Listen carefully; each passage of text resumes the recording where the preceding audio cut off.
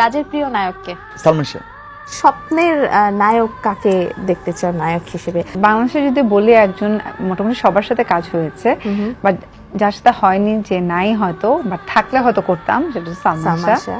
সে actually আমার স্বপ্নের নায়ক, তার নামে একটা ছবিও আছে স্বপ্নের নায়ক। তার স্মরণে আসলে তার প্রেমে আমরা সকলেই আছি বাঙালিরা। আমার মনে হয় সালমান শাহ আমাদের একটা ইমোশন হয়ে গেছে এখন।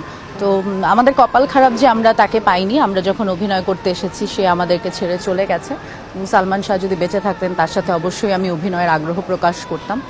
আর কি বলবো, Salman Shah is a emotion for me. So definitely আমরা তাকে স্মরণ করি এবং তাকে শ্রদ্ধা করি, এবং আমার মনে হয় যে তার মতো এত অসাধারণ হিরো আবার কবে আসবে সেই অপেক্ষায় আমরা আছি। এখন যে মানুষটা নাই আমাদের মধ্যে, ওদের মানে একদিকে তো এটা অনেক বড় লস আমাদের ইন্ডাস্ট্রির জন্য যে উই লস্ট হিম, সেটা অ্যামেজিং ট্যালেন্টেড সোল।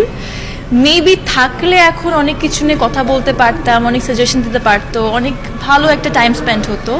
যেহেতু নাই, আমি আশা করব সে যেখানে আছে না কেন ভালো থাকুক, সুস্থ থাকুক। আই মিন যাতে তার সোলটা মানে YONO he is in peace, ওটাই আশা করব।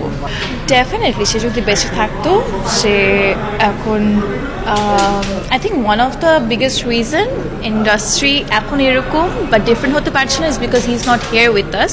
Because a lot of talented actors এসেছে গিয়েছে, কেউ সাস্টেইন করতে পারেনি, সাস্টেনেবিলিটি ম্যাটার করে। সো আমি বলবো অডিয়েন্স হিসেবে সে যতটুকু টাইমের মধ্যে ছিল না কেন মানুষকে এত একসেপ্ট করে নিয়েছে, ওটা কিন্তু আজ পর্যন্ত কোনো আর্টিস্ট করতে পারে নাই। সেটার জন্য আমার অনেক ইন্সপিরেশন সে আমার, অনেক কিছু শেখার আছে, যেহেতু আমরা নিউ আর্টিস্ট এখন।